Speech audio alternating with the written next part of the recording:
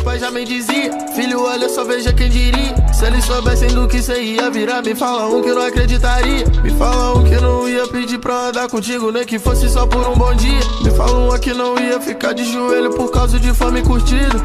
Olha o que eu fiz, sei que você não ia fazer. O que ela quer tá meio difícil de entender. Eu paro nunca, mano, eu paro nunca, eu deixo pra você. Se não tem a ver com a minha grana, eu nem quero saber.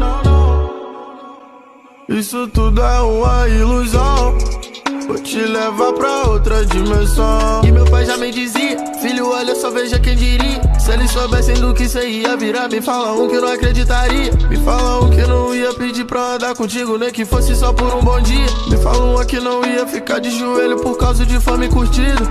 Olha o que eu fiz, sei que você não ia fazer.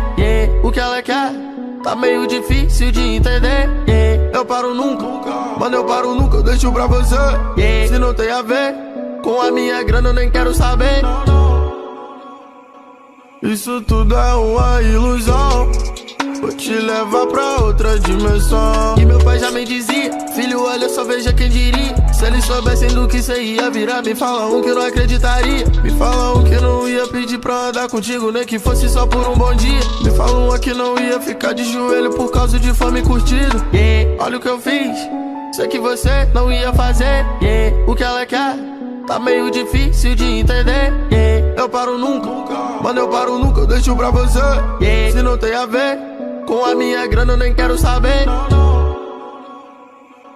Isso tudo é uma ilusão, vou te levar pra outra dimensão. E meu pai já me dizia: filho, olha só, veja quem diria. Se eles soubessem do que cê ia virar, me fala um que não acreditaria. Me fala um que não ia pedir pra andar contigo, nem que fosse só por um bom dia. Me fala um que não ia ficar de joelho por causa de fome e curtido. Olha o que eu fiz, sei que você não ia fazer. O que ela quer tá meio difícil de entender. Eu paro nunca, mano, eu paro nunca, eu deixo pra você. Se não tem a ver com a minha grana, eu nem quero saber.